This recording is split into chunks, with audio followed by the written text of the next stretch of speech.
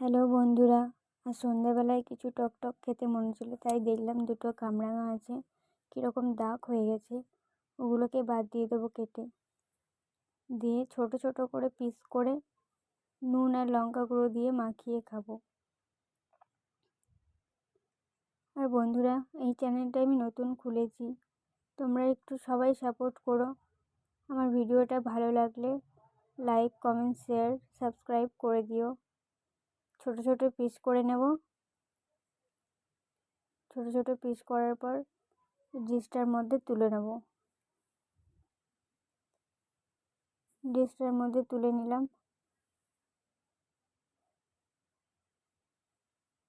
আর একটা দেখো, এটা অনেকটাই খারাপ হয়ে গেছে, এটাকে বাদ দিয়ে নিয়ে নিয়েছি। অল্প লঙ্কা গুঁড়ো, পরিমাণ মতো নুন দিয়ে ভালো করে মাখিয়ে নেব।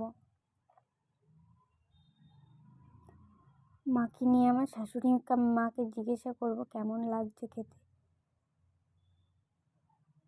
চলো আমার শাশুড়ি মাকে দিঘা মাখিয়ে নিই। মা খেয়ে বলুন কেমন হয়েছে।